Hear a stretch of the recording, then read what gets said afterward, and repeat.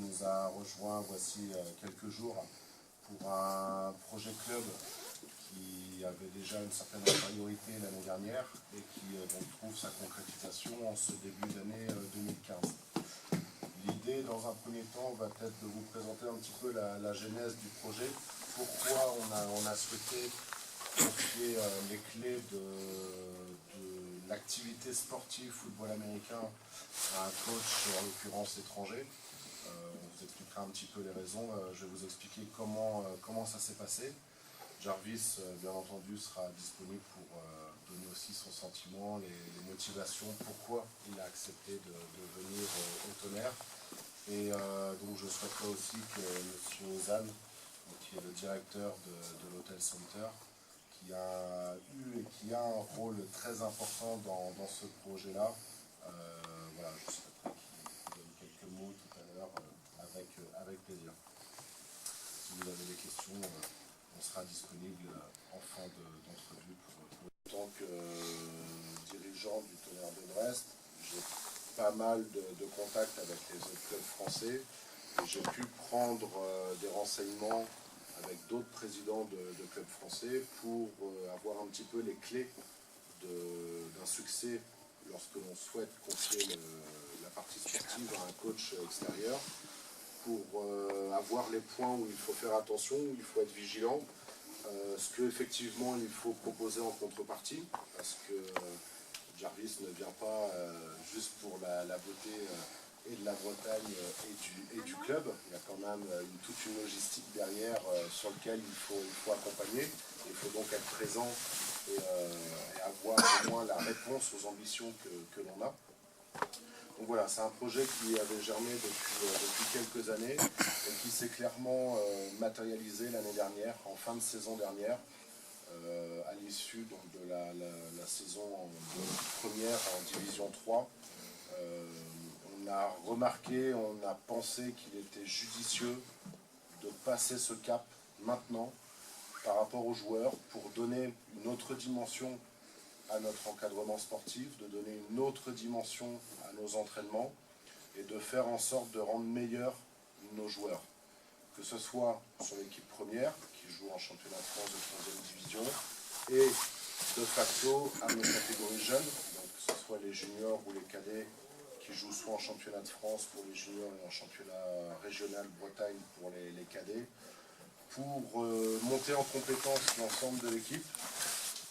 Et qui dit monter en compétence, normalement dit monter en puissance de la qualité sportive, avec donc pour notre sport des qualifications en play-off et des titres. Donc voilà, on a passé le cap cet été. La recherche a été longue, beaucoup de contacts. Notre objectif principal était d'avoir un coach américain ou nord-américain, c'était vraiment le projet que l'on avait. On est un sport américain, lorsqu'on veut avoir le meilleur encadrement et le meilleur entraînement possible, on va là où sont les compétences, et pour un sport américain, c'est en toute logique que ça se trouve aux États-Unis. Donc j'ai eu pas mal de contacts au printemps dernier, y compris avec Jarvis. On avait échangé quelques mots au mois de mai, au mois de juin. Et à l'époque, Jarvis était en contrat avec une équipe française, déjà à l'époque, je reviendrai par rapport à son parcours. Et donc voilà, ça n'avait pas pu se faire à cette époque-là. On était parti sur une autre piste avec un autre profil qu'on avait annoncé donc, en début de saison, à la conférence de presse de début de saison, qui était Dave Segal. Dave Segal qui était un coach en high school du côté de Denver dans le Colorado, qui correspondait au profil que l'on souhaitait, qui est parler français. Donc voilà, on était rentré en négociation exclusive avec Dave Segal à la rentrée, cet été à la rentrée, pour une prise de fonction au mois de janvier. Pendant la trêve hivernale, au niveau des fêtes de fin d'année, le projet a été remis en question puisque Dave Segal n'a pas été libéré comme il le pensait par son employeur, donc ce qui mettait tout simplement le projet par terre. avec donc, toutes les conséquences que nous on avait derrière, à la fois en termes financiers par rapport à tout ce qu'on avait préparé, par rapport au message qu'on avait commencé à véhiculer, et puis aussi par rapport aux joueurs, puisque l'année dernière j'étais le coach principal de l'équipe senior. Ils étaient informés qu'il allait y avoir une passation qui allait être faite au niveau de l'encadrement. Et voilà, il y a eu des fêtes de fin d'année musclées, on va dire, pour le club, puisque tout simplement le 26 décembre, j'ai eu l'annonce comme quoi De Segal ne pourrait pas venir. 26 décembre, l'annonce, et on reprenait les entraînements le 6 janvier.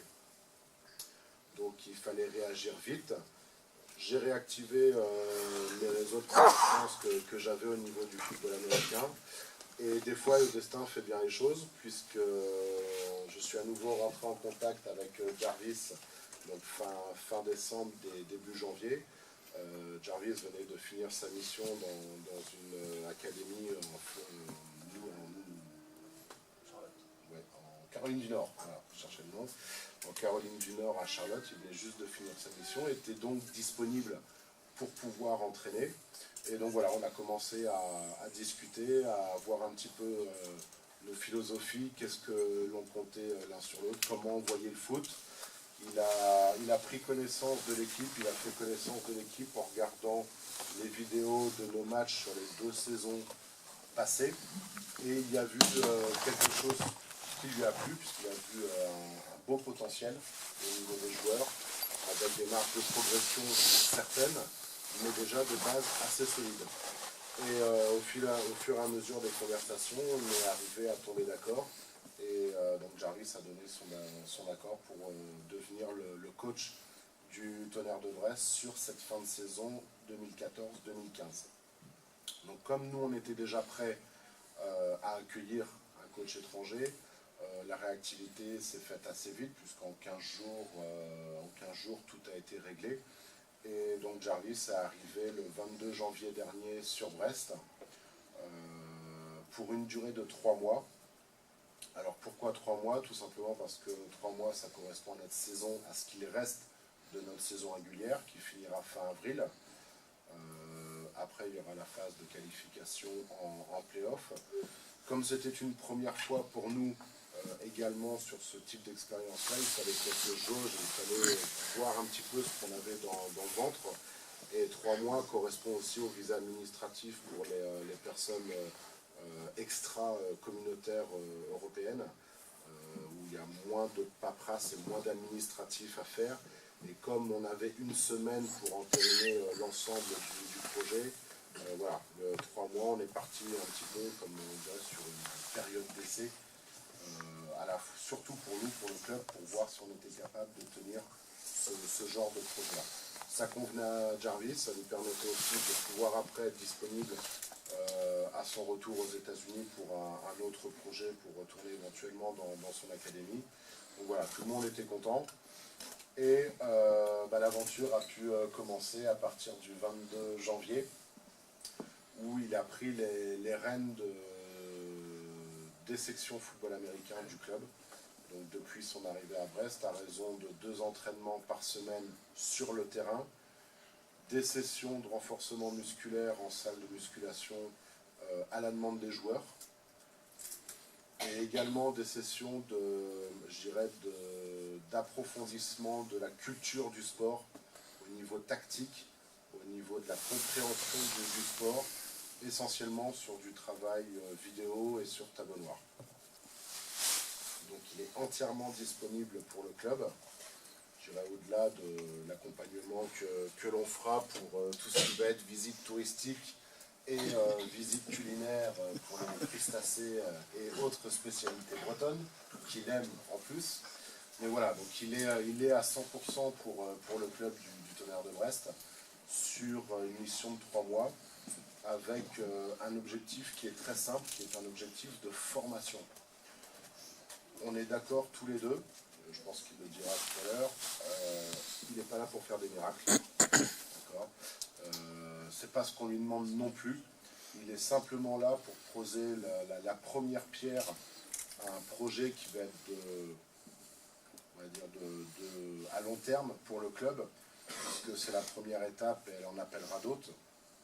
éventuellement avec Jarvis, on verra en fin de séjour et en fin d'année s'il souhaite revenir sur Brest l'année prochaine. Et à ce moment-là, si on arrive à se mettre d'accord, ça pourrait devenir le coach référence du Tonnerre de Brest pour les années à venir. On n'est pas encore là. Mais effectivement, l'idée, voilà, c'était la première pierre à un projet qui nous amènera sur les années futures à avoir une qualification d'entraînement qui permettra d'aller chercher des playoffs et des titres.